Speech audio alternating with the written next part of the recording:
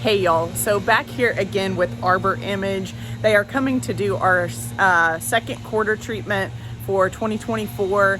And you might remember in a previous video from last year, they showed me that our red buds had some scale on them. And so I was out just kind of puttering around the other day in the back, and I was looking at all the trees and I noticed some scale. So they taught me what scale looked like last year, and I was able to look at it and identify it. And I messaged Arbor Image, and we actually have two different types of scale on the trees, some soft scale and some hard scale. And they explained that to me. So I thought I would film this video, as it was super helpful to me when they explained that to me and allowed me to identify the issue that we have going on with our trees right now. So it's a pretty minor issue, but we definitely wanted to get ahead of it before it got worse. So let me just flip around here. I'll introduce you to the Arbor Image crew, and I'll have him explain what we're doing, and then we'll go from there. And I should also mention, sorry for the background noise, there's some lawn work going on in the background, but I should also mention that the red bud, the one red bud that they did the scale treatment on last year, has no scale. So this most definitely works. I saw it on the other 4 trees that weren't treated for scale last year. Obviously, they're not going to treat something that isn't necessary. So the treatment 100% works. And let me just flip around and I will let them talk about all of the details on this quarterly treatment. Okay, so while the Arbor Image crew is getting all of their stuff ready, I thought I would, it is so nice outside today. It is a little bit windy. We're scheduled to get a pretty decent storm tonight with lots of rain, and everything looks really pretty right now though. The overcast and all of the grass in the lime green just makes me happy. I just left the wholesale nursery and picked out all of the plants for the bag. So I'm hoping to get those by the end of this week, maybe a little bit earlier, and work on getting a lot of that stuff planted this weekend. Yay! Bert with Arbor Image Tree Care. I'm Jason. Awesome. Today we're going to be taking care of Sydney's spring application, so that's going to involve a couple of things. So our baseline is going to be our spring deep root feeding. So just like we'll do every spring and every fall, we're going to be going around and giving root zone stimulants, growth stimulants, and just a bunch of other supplements to all these trees that's really going to boost their growth, their vitality, and increase the amount of vibrancy we're getting and strengthen the foliage and the bark. Additionally, Sydney pointed out to me that we're starting to see scale on some of these red buds already. Even just right here, we can start to see lots of them just on the end there. Now these ones, since they are powdery, do look a bit older. Okay. But this large one that we saw over here is definitely still active. So we're going to be going around and giving everything a nice treatment with some Safari insecticide. Now, this is going to be great for us because it's going to be systemically applied. Now, since we're using a really low volume sprayer, even though it's not super windy, sometimes in tight-knit neighborhoods like that, it's something you need to be cognizant of. So this allows us to perform a spray application and a systemic application all in one, especially in smaller areas like this. Now, it's very easy and straightforward. All we're going to be doing is going around, and about the bottom 4 feet or so, we're just going to be spraying the trunk on all these trees. Once we get that nice white runoff soaking in at the buttress roots and around the base of the tree, that's how we know we've really gotten a good application. So we're going to go around and we're basically just going to paint all of these trees in the lower 4 feet, and that should allow this to soak into the vascular system of the tree, give us some instant action on the scale that's present, as well as some residual runoff as we move into summer. Okay, awesome. Thank you, Bert. So I'll let you guys do your thing, and they will go around and treat these trees for what we see right now. They will do the feeding of the roots, and then they will let me know if they see anything other than what I noticed. Absolutely. Anything other than the scale that I noticed. Yeah, so, absolutely. All right. Let's get that B-roll. Okay, and one other thing really quick, because when he mentioned spraying, you guys know that I am getting bees, and so I specifically asked that question to Bert, and I'll flip my camera around and you can see what he says about it. All right, so as long as I'm not spraying the bees out of the sky with this, it should be good. So since we've got a pretty overcast day, they're not too terribly active. Now, another wonderful thing about this is no matter who's spraying what, there's going to be some level of additive, whether it's a surfactant, a stickening agent, anything like this. Now, something we use in this that I'm really proud of, and part of what helps make it systemic, is we use something called scrimmage. And so that's what actually allows the product to soak into the woody tissue of the tree, so we can avoid spraying the foliage and where all of our beneficials are really going to be active, and still provide full tree protection while providing as much space to our beneficials like bees, ants, and other things as possible. Okay, awesome. Thank you. Of course. All right, so I'll let you guys do your thing, and I'll just kind of follow you around and watch. Oh, good.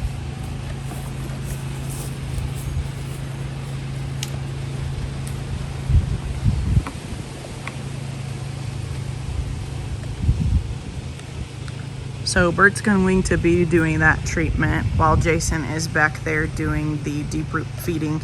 You guys can see that the snowball is much past its glory blooming time, and they are starting to fade.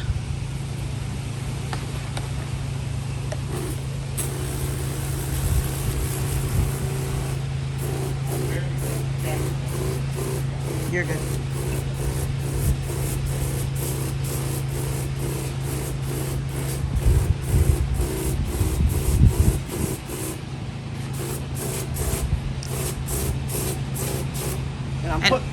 You guys treated this one last time, Bert, and I looked at it. I didn't see anything, but you guys are the professionals, so.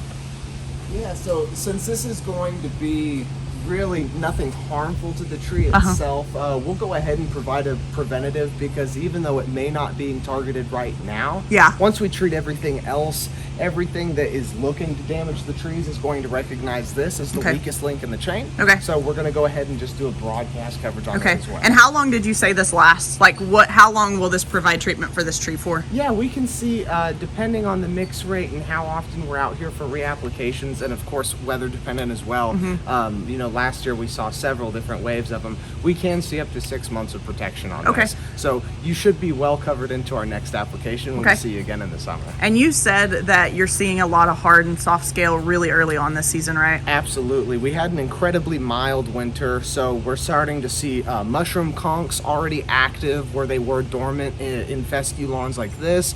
We're seeing hard and soft scale, and even as recently as a week ago, I saw some tank caterpillars, which are very closely related to our bagworms, working their way up some oaks as well. So just get ready for this year. Nothing like a mild winter, right? Right.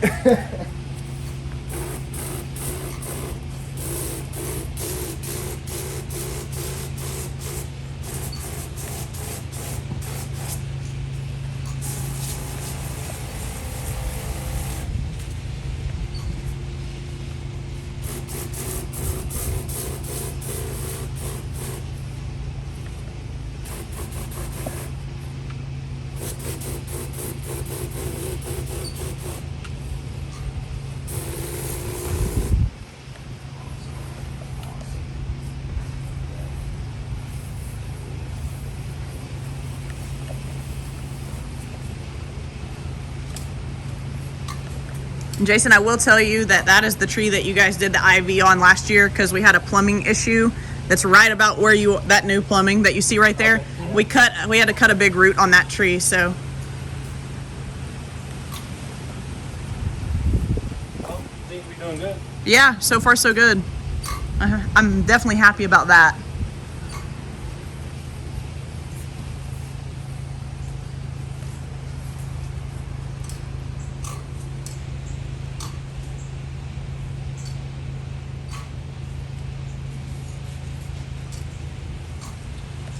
And I know the last time, Bert, that you guys were here, you mentioned that might just be a water, that might have been a winter water issue. Because I don't see it anywhere else on the tree other than just on this side. No, everywhere else it's on that side or on the inside.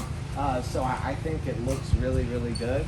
It may need a little bit of a haircut in order to start coming back out through that dead. But all over it looks really, really good. Okay, awesome.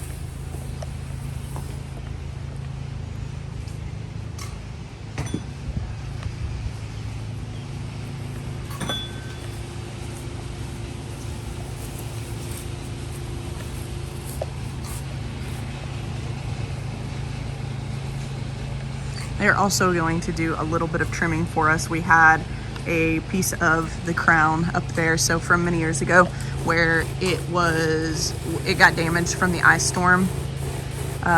There's a new shoot coming up, and I guess the wind just broke it, so they're going to trim up some of that stuff too while they're here. Get all that cleaned up.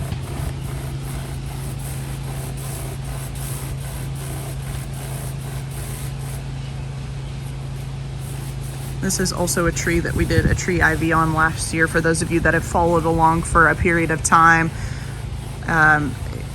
you might know, and while we're in this video, I need to show you the upfront situation that we have going on. So you might know that we redid the sprinkler system back here entirely.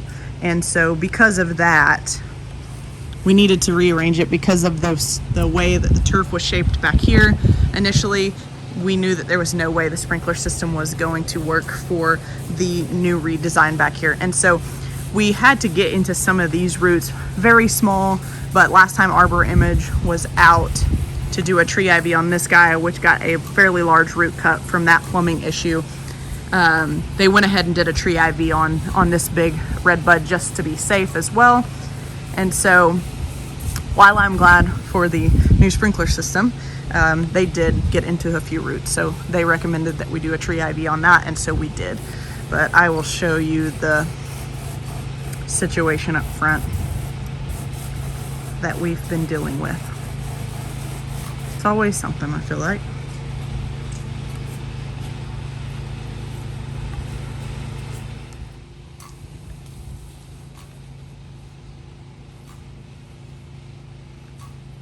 So he's just following the drip line of the tree there, which for those of you that may or may not know, the drip line is where the leaves end and where water would drip off of the edges of the leaves.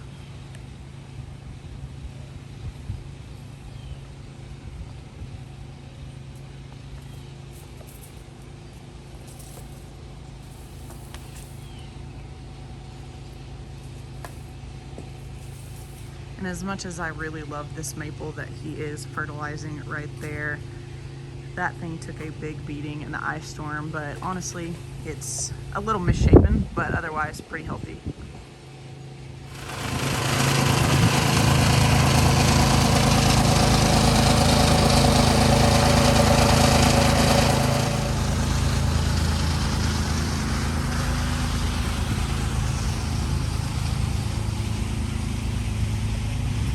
So I did do some selective thinning of some of the larkspur. It's a little bit thinned out, which I do like. And then here is the situation here. So this got all dug up recently, which I really hate, but we had a leak there and we needed to get that fixed. There's actually a leak in a couple spots, so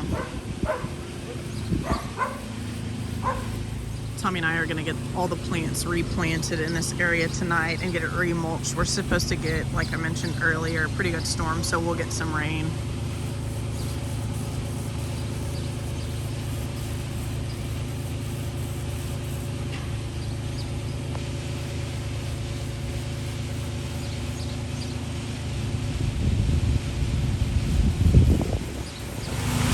Okay, so Bert just pointed that out. You see that branch right there, how it just looks lumpy? It is covered in scale, even some of the smaller branches. Pretty much to this extent, you can see forward along there and some of the branches that are shooting upward. And then you get to a certain point and it kind of falls off, but really it kind of prefers the new broom. So anyways, we're gonna get all these treated. Apparently it's a bad year for scale. And if you know what you're looking for, it's definitely easily visible.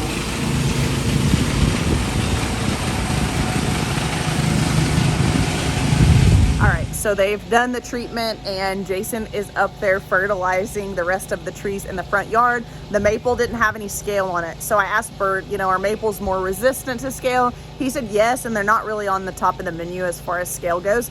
So we need to be watching that closely, and if that needs to be treated, then we'll do that, but we don't want to treat anything unnecessarily. So Bert is now going to get his trimmer, and we're gonna get some of these just dead branches, the one that was broken, and then there were some that just didn't survive the winter, just dead wood. So we're gonna get that stuff trimmed off.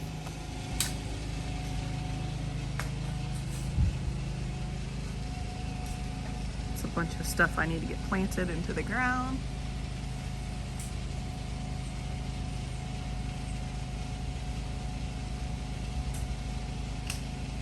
All right, Bert, so I'm gonna get a close up on some of these, and just for the purposes of those that may not know, like, can you explain where you cut and why? Yeah, please. Totally. So, a lot of folks, and depending on who you ask, who you hired in the past, may tell you that super flush is better because you don't want any of the remaining limb to be seen, visible. So they'll cut sometimes all the way to where you're basically on the trunk of the tree. Okay. That's going to be really, really bad for it. And if you zoom in, it's kind of easy to see on this one. You have what's called the actual branch collar, where the branch actually starts forming off of the main trunk itself. Now, everything that the tree really needs to heal over itself and isolate that decay can be found right there in that collar. So generally what we like to do is come off just a little bit off that lip, not even a full inch, sometimes just half, and then we'll cut right about there. Okay.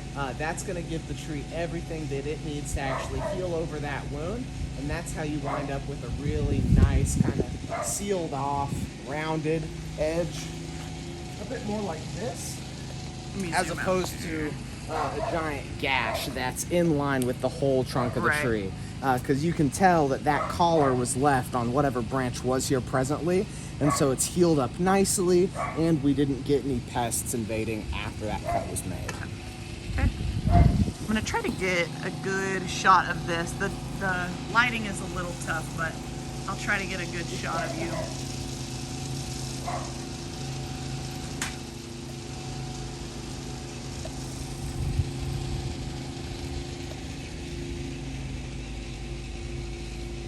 So if you can see it from my angle here, just looking right down the pipe, we're almost right in line with that branch collar, just a little bit in front of it. And again, that's going to give us everything we need left in the tree to make sure that cut seals up nicely.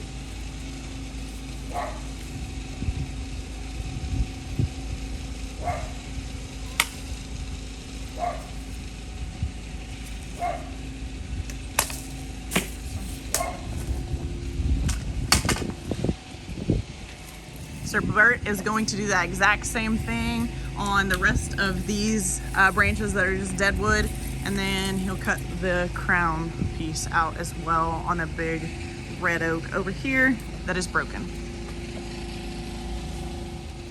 So here's actually a pretty good one as well.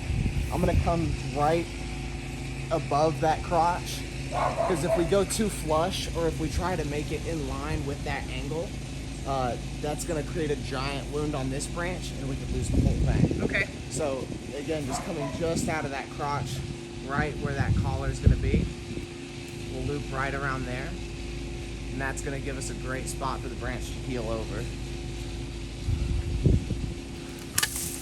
Heads up. Yep.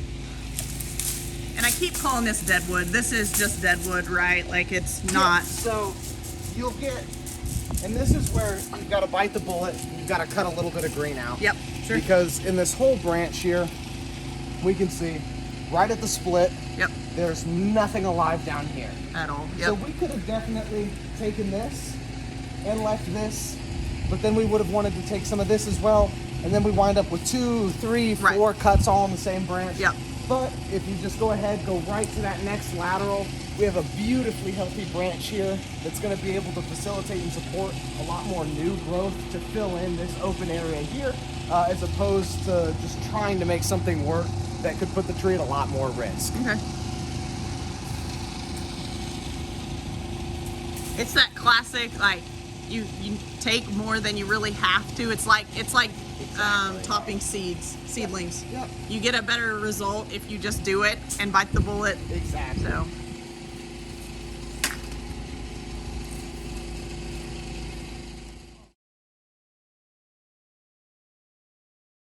Cool. So another really important skill when it comes to pruning cuts like this is what's known as an undercut.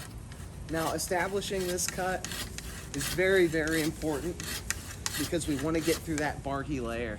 Because especially on much larger caliper branches, if you were to just come right in from the top, you can get to about that halfway point. Once you hit that crux and it starts to fall, you can rip this bark all the way down and compromise that entire leader. So just taking the 5 seconds to make that little notch right there can be the difference between a really, really good cut in a dead tree. Gotcha.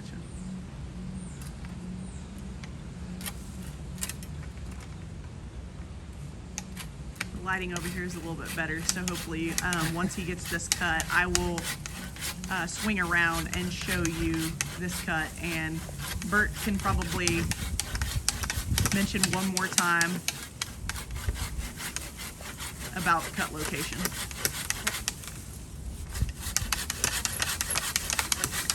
Hey, there we go. Alright. That was a pretty nice little fall. There we go. Just clean that up. Okay. Beautiful. Sorry guys, I'm kind of stepping over limbs and I'm zoomed in. So, all right, and there is the cut. And you can see it's not into the collar that he pointed out, and this large trunk of the tree remained intact with no damage.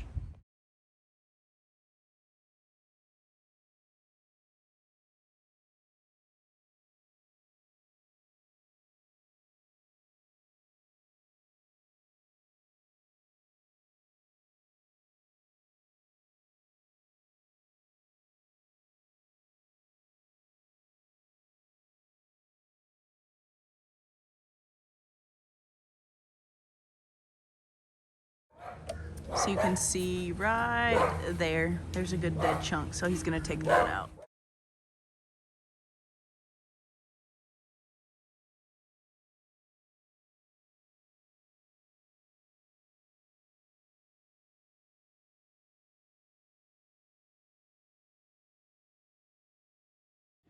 All right, well, that is it for Arbor Image.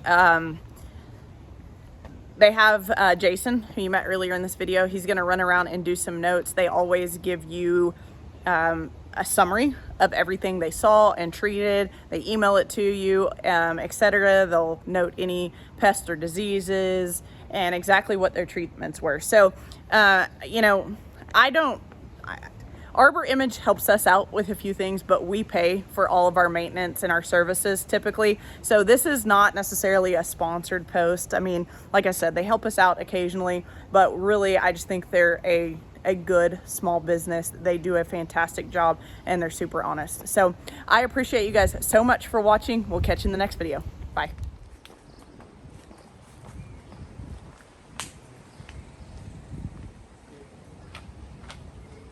So he is dictating everything that we did today and what he sees, even specific to each tree.